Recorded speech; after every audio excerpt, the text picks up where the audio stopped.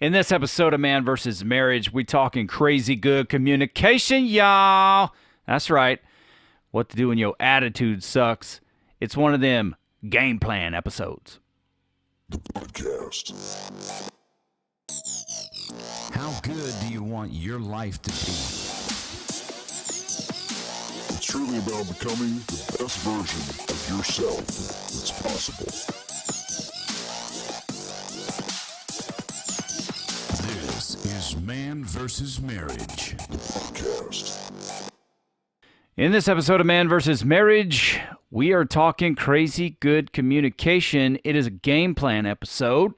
One of those episodes where we give you the game plan on how to fix or repair or make better whatever crap I've been putting Jeannie through. I hope you enjoy it. Before we do that, make sure that you reach out to us, coach at manvsmarriagepodcast.com. Also at Facebook, on Facebook, at is Twitter, at MVSM Podcast, where you can interact with us. Go check out all of our tips and what we're getting done. And then you can go to the website. Check out that website. Sign up for our email list. Here's something I don't normally do, but if you see this show as a value, would you go give us a rate and review on whatever podcast medium you're checking this out on? It does really help the program. So thank you for doing that. All right, so this is a game plan episode, and this is what we're going to talk a little bit about the example we were going to provide in the original episode until life did me a favor and gave me an in-the-moment opportunity to talk about, hey, you know what, don't be cracking off now. I just had a better example in the moment because I was really freaking irritated with the technical difficulties, which generally I can work through. But then the banging downstairs, I'm just not going to rehash it. I'm feeling better already. But there was an example that I want to get into real quick that we had planned for the episode, honey. And I'm going to tell the story a little bit, and then we can have a wrap about it. But just before we started recording this episode, I was feeling like you weren't very engaged, so I was asking, you didn't really say much in the last episode. And, she did make it very clear that didn't really have much to do with her. And I was there to have my moment. So I had my moment. And that was good on your part, honey. That was a nice play. So here, I'll set the stage for you. Jeannie is on a ball-busting deadline to get her book finished. And she's up against it. She's doing all she can to finish this book. So, it's time to make sacrifices. And that's what you got to do. You got to make sacrifices when it comes to success. Is that fair to say? Uh-huh. Yeah, thank you very much. And so we went through a week where she had to stow away in the room and get a lot of writing done. A lot. And that's fine. I understand that sacrifices got to be made. That's the name of the game when you're trying to win. And so Friday and Saturday, we had planned. Actually, she had planned that we would sit together for both of those days when I got home from work, and then the entire day Saturday, and we would take a read right through this book. So I knew it was going to be a long time, but I was excited because I was sacrificing all this quality time with her during the week so that we could take quality time together on the weekend and I could get my fill, get my time in. So things didn't go as planned, and that's just kind of the way life is. It doesn't always go according to plan. And she was still in the process of writing on Friday, so she was going to pull an all-nighter, and she did the best she could there, and then finally had to go to sleep. And then Saturday, she had to continue writing. So it's like, okay, I'll sacrifice more time. Hopefully tonight we will get into this thing. And so she called me upstairs to talk. The text might have tweaked me out a little bit because it said I don't know what the text was. I could get it and read it, but it's like I don't have much. But I don't have it all. I didn't have it all done I was not at the finishing point that I had intended to be at, but I had some stuff that I wanted you to listen to make sure that everything flows the way that we want it to. And then I got up here, and it was like, well, I think you've heard most of this, so we tried to read through a little bit, and then finally it was like, well, there's nothing really to talk about. So at that point, I was a little upset because I'd sacrificed all this time during the week, Friday night, and now Saturday, and it's like there's nothing to talk about. You know, it's like, come on, man, what's kind of going on? What is this? And so she's like, well, I'm going to take a bath. And I asked her to take a 30-minute bath so we could actually spend some time together before the night was over. And I was going to pop on the TV and just take 30 minutes to relax, because I'm going to just tell you, our schedule is thick anyway. But right now, for the last few months, we have been packing it even more full, because we know there are things that we want to accomplish. And there's not been a lot of time to rest. Would you agree with that? Oh, yeah, totally. I mean, it's like work harder, work harder, work harder. So let's just keep going. Let's just keep slamming it. So I sat in the chair, and, you know, my 30-minute TV show, I just fell asleep. It could have been 10 minutes or less. But Jeannie's half-an-hour bath turned out to be an hour and a half. And then I woke up and I saw the clock, and I'm like, well, what in the heck? So I was freaking irritated. And I go to get in the bed, and she gets in the bed, and there's her and that stupid phone again. That's what she reads her books on. And I'm like, and I made the point to her that anytime I'm mad and the phone has something to do with the phone, it's a stupid phone. It's not just the phone. It's like, there's her and the stupid phone again, and I'm like, what is this? It's like, here's my thing. If I'm making sacrifices, it's got to be worth something to me. I got to get my money's worth if I'm making a sacrifice. So I'm laying down. I'm not hearing nothing on the keys. I'm not hearing the keys banging. And it's like, what is this? So I turn over, and there she is looking at her phone. And my attitude, which is already garbage, it gets a little more trashy. And I don't remember what all the words were, but to me it's like... Oh, I do. Oh, I bet you do.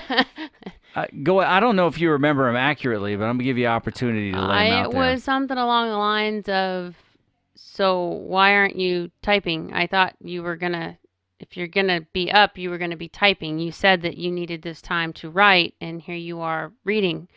If we're not going to have our time together, I just assumed you would be writing. If I'm going to give up my time, then, you know, I expected that's what you would be doing. And you kind of said it like 3 times, and I tried really hard to keep my mouth shut because I knew you were frustrated, because I made the point, well, yeah, and I've been typing constantly every day, all day. I think I need a little bit of a break. And you were not happy about that because I was taking a break, but I wasn't taking a break with you. And you were already pissed off and kind of, I'm going to bed. So it didn't go well. Yeah, I mean, I thought that's what the half hour was for a break in the tub.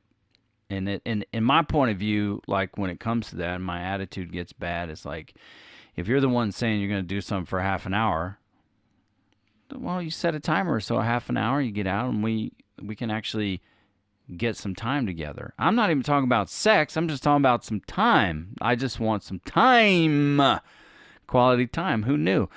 So my love tank was empty when it comes to quality time, which I had sacrificed on purpose. And then instead of, and this is the thing, okay? This is the thing. And I got to get better at this. Instead of trying to be diplomatic and beating around the bush, why don't I just come out and say, honey, I'm really frustrated that you didn't set a timer for 30 minutes so that we could actually spend some time together. Because if I'm sacrificing all my quality time with you during the week and for these 2 days, I would really appreciate you putting that stupid phone down, not reading the book anymore, and spending some time with me. And if you've listened to these episodes, you know, there's a sore spot for me when it comes to the book, back in like episode 9 and 10. And, you know, and I'm all, you know, I don't know what it is. There's some kind of anchor there I got to get rid of. It's like I don't want to be replaced by the books. And I'm not going to get replaced by the books. But instead of just putting it out there that I'm frustrated, I start using other methods like, why aren't you writing? I want to hear the keys banging. You know, it's like, this is what's supposed to be happening, instead of just telling her how I feel. And I've been through this, you know, enough to know that's where I need to get to. Now, at that point, I was already too tired to spend any time, so my time was over. It was time to go to sleep. But still, you know, why not just express that frustration? She's a big girl. She can take it. Finally, it was just like, you know what? I'm just being stupid. I need to go to bed because you know, when you're tired, you don't communicate well anyway. So how does this become a game plan episode? I think it was important for you to hear the example we originally set so that we can give you the game plan of what this all looks like. And then when it comes to the playbook episode, you'll know how to put that into practice. Fair enough? Sure. Good. So the game plan, you know, self-reflection is big for me. When I have a crappy attitude, I'm always about looking at me first. And the question I wrote for this is, are you just butthurt? Yeah, absolutely. I was butthurt. I was big time butthurt. I don't have a butt, and I was butthurt. Because I made sacrifices, and I wanted my sacrifices to pay off. A, I want for you to finish the book really bad. B, I gave up my time with you so that this could happen, and I wasn't feeling like there was a lot to show for it. And that's not fair, really, because you put a lot of hard work into the book, hours and hours and hours of adjusting and repurposing the story so you could get it in line to work out with the timeline. And I was cool with that once I understood it, because you didn't have to reread it to me. It was the point of, now we're finally going to get to spend some much needed time together. I need it. And you chose the book over me. And not only was it like 30 minutes, it turned into an hour and a half. And I know that you can get lost in reading, but I made some unhealthy assumptions that weren't fair, that you would just set a timer and get out. And then I fell asleep, and then I woke up, and then I was butthurt. And that's where my attitude began. And you can't have crazy good communication when your attitude sucks. Is that fair to say? Uh-huh. Yeah. So look at yourself. Look at your attitude. What's the real issue? What happened? Is it actually this issue here? Or is it a pile of other issues that have been going on, and this issue is basically the straw that broke the camel's back? I think you had to address the fact, too, that it was a new issue, but it was still kind of tethered to an old one because of my reading and stuff at night. And I don't always just read on my phone. He's learned. He looks, or he asks now instead of just assuming. But sometimes I'm looking at what other authors are doing and looking how they're promoting, or talking to other people who read to get information to find out if what I'm doing is actually still going to work for what I want to happen with the book. But some of that you had to recognize. I think it's still anchored to not wanting to be replaced by the book, not wanting something else to take our time. So those are things that you still had to work out of yourself. So you got to kind of look at that. Are you pissed off at something that's happening right now in the moment because it's happening in the moment? Or is it something that you've been kind of sitting on and letting slow burn, and then here it comes again? And instead of taking a minute to decipher, is it a now moment or just an added log, and you blow up, now what? It is, and it is a real issue. And for us, this has been a decade we've been working on it. And I don't know why I just don't frickin' man up and say what I'm frustrated about. I think in the moment right here, it's like maybe it's just embarrassing to me that I'm frustrated, because I hate being frustrated. Well, and we had talked about it that when we finally discussed it, it was like, I know I didn't set a timer. I don't think about that stuff. Quincy sets timers and reminders for everything. I don't. I And just don't. And that's the trap that I fall into, though, is that, well, if I'm going to do something, I make it a point to set a timer so I follow through and I can live up to what I'm saying to do. And, you know, there's that internal piece of me that's like, well, if this was important to you, you would do it. But I know you well. You don't intentionally do things to hurt my feelings. That's just not you. So instead of being stupid, I could set a timer, come over to the tub. It's always a plus looking at you in the tub because you don't have clothes on. I love that. It's awesome. I could do something there to help the situation to prevent me from being unnecessarily butthurt. I could have fixed that situation. I could have prevented it. you could have just said simply, hey, it's been a little over 30 minutes. Were you planning on getting out anytime soon, or do you need more time? It's all on how you approach it, really. And yeah, I know I could have set a 30-minute timer. Guys are like, well, yeah, but if you said you were going to do this, you could have done that. You're right. I could have. But how many times do you go through your day doing something and you think, you know what, I'm going to take a few minutes to do this and then I'll come right back to it? Do you set a timer every single time? Just You about. do. Yeah, just about. I do. Now- You, Quincy Moran, you do. Do the rest of the world? I don't think everybody does. I think you're looking at a 50-50 shot. So, but I mean, there is something there where we can now bridge the gap together. Compromise.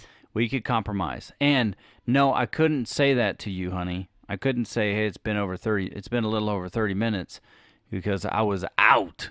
I was asleep. I couldn't talk. I mean, I couldn't do that. I didn't set a timer. I wasn't awake. I was sleeping. So I just wasn't able to do it. But we do have, and this is one of those things, again, we're processing this as we're recording it. We do have this thing where if you would have told me, I need time with you, that would have stopped whatever else was going on, because the need versus want for me is a switch. We both know this. But that wasn't how the conversation went down. So it was just kind of like, okay, I listened to what you were saying. I knew what you were saying. Props to Rita, because I actually learned something. I did not go off on my first response. I actually thought about what I was going to say before I said anything. Because I was pissed when you said, well, I don't hear the keys ticking. Why aren't you writing? If I'm doing this and you're not writing, then what was the point? It was like, ooh, that string of cuss words is going to fly through my head, but it's not going to come out of my mouth. But this is life. This is what we process through. But the fact that you recognized what you were upset about, why you were upset about it, and then we finally got to the point of, okay, now we need to, you came to the conclusion you need to bite the bullet. We need to have this conversation because it was irritating you enough to cause problems. It was. And still I would definitely challenge that idea that I would need to tell you that I just need some time with you for the switch to flip. I think we probably just still have some wrinkles to iron out there because we're both trying to be more attentive to following through on what we say we're going to do. So I think, just in my opinion, there's some compromise there that we need to. I can ask you to please set a timer, and I don't think you wouldn't. So next go around, what I'm going to try to do better, no, scrap that crap. What I am going to do better is to ask you to set the timer so we can avoid conflict. And then I'm just going to ask you, follow through on that, please. And that way, we mitigate opportunities for bad attitudes, because I freaking hate the static. I hate static. I enjoy peace. Outside of this house, I might enjoy some static because I have to challenge people professionally, and help work them out of their ways. But that's not what I'm paid to do here. I want us to grow and get better. So I hope that's fair enough. So, what you got to do then, and thanks for taking the time to work through that with me on the podcast, honey. Woo! Gotta love it. All right, so now we're at the part where it's time for you to look at the clues, because I've asked you to do some self-reflection. Is it a new issue? Is it several issues that have piled up on top of each other? Look at the clues and notice how you are responding. Now, you might be thinking I'm saying notice what's coming out of your mouth, but I ain't. I want you to look at how you're responding inside, that inner dialogue, because there's a lot of things that you may say inside that don't make it to the outside. If you're smart. And there are a lot of things that don't make it to the outside. And I like to challenge those frustrating opinions that I give myself to see what's really got me upset here. And you got to know when to stop stupid. You may think that's harsh. I don't give a rip. You got to know when to stop stupid, because then all you're going to do is you're going to create a bigger problem. So get some self-reflection going when it comes to your attitude. That's part of the game plan, is to figure out what is driving this attitude and how can I make it right. Now look, maybe it is the other person and their actions that's got you really pissed off, and maybe you're justified in it. The goal is not to take it out on somebody, have a gotcha moment. The goal is to say, okay, here's what it is. How can we fix it? And just like you heard Jeannie and I talking about it, how can we make it better going forward? Because that's the goal, is to get better, be better, do better, grow your relationship. And that's why, you'll always hear me refer to your emotional intelligence. That's having the ability to manage your emotions and kind of get down to the bottom of why you feel a certain way. We're humans. We are emotional creatures. No matter how much of a beast or a man or emotionless person you think you are, we are emotional creatures. So, I wrote a note for myself to say, you gotta, when you know when to stop stupid, it's like Kenny Rogers, the late Kenny Rogers said, you gotta know when to hold them, you gotta know when to fold them, you gotta just know when to walk away. And that to me is something that has really, really helped me a lot, which is understanding what is driving this attitude, because it may have absolutely nothing to do with my wife, with my kids, with the people I'm trying to communicate with and their action in the moment, albeit it might be something that's irritating, but it has nothing to do to add to my attitude. And if it does, then we can handle it in such a way where both parties walk away better. And that should really be our goal, is that we learn how to process through this type of communication when we have a bad attitude, how to bring the bad attitude back down to zero or as close to zero as possible, so you get productive again when it comes to communicating with the people you love. Because you should never have the goal of hurting the people you love, no matter how mad you get. Whether you're a slow burner or you're an exploder when it comes to your attitude. And the goal is to make it better. Make yourself better. Get better. Let's do better. I keep saying better, but that's what it is. So, finally, the next piece of the puzzle here when it comes to the game plan is, once, maybe you have gone through that Quincy and Jeannie moment where attitudes flare, one person keeps a level head, the other person knows when it's time to stop, and you part ways, or maybe you explode on each other and it becomes a bath full of trash and you just rip each other to shreds. You got to fix it. You got to go back and fix it. Own what is yours. I always tell you, control what you can control, and that is your attitude and your actions. So you got to go back and fix whatever mess you have made.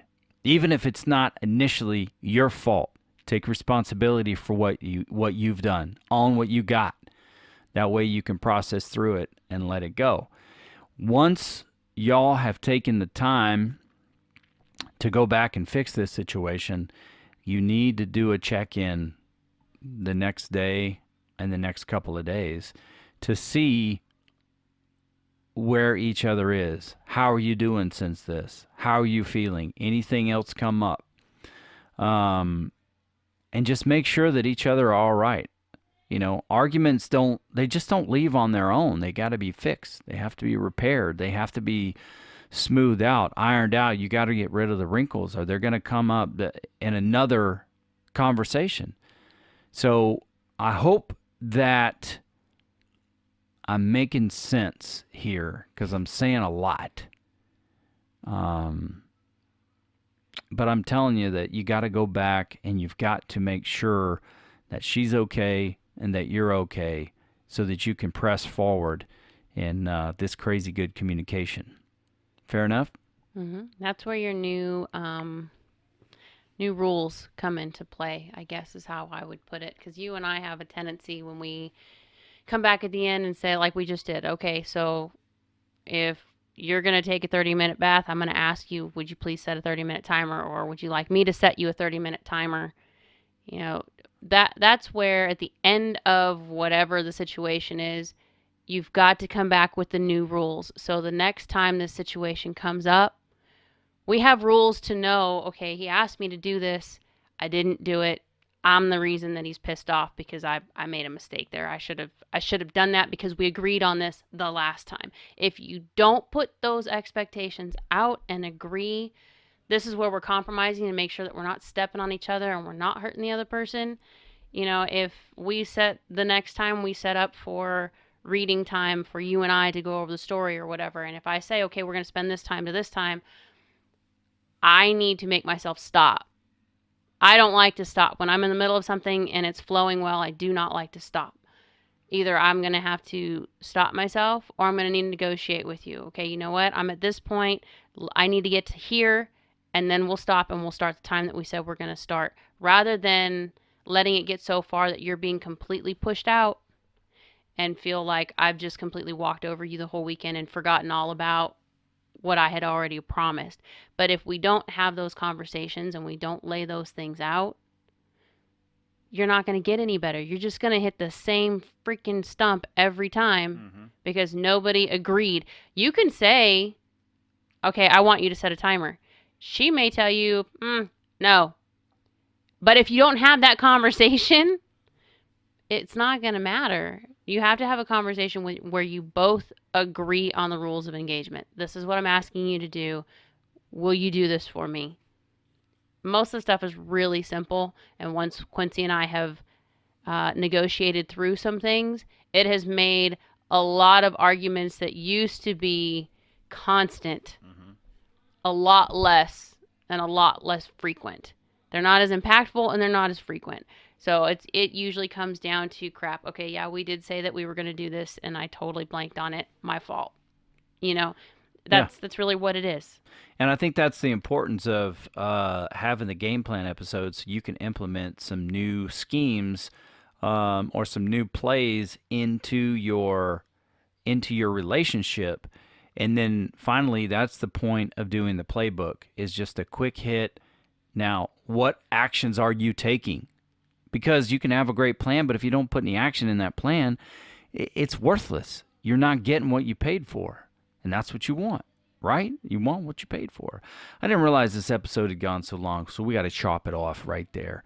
But I think we've said what needs to be said, and we'll come back for a playbook episode, how to implement and how to make sure that you are taking action. You got to take some freaking action here, pal. At least I do. Come on, let's get it. All right, my people. Thanks for listening to this episode of Man versus Marriage. We will be back again. That sounded stupid. We will be back again, but until then, we're out. The podcast. How good do you want your life to be? You gotta live on purpose, for a purpose. It's truly about becoming the best version of yourself that's possible. This is Man vs. Marriage, the podcast.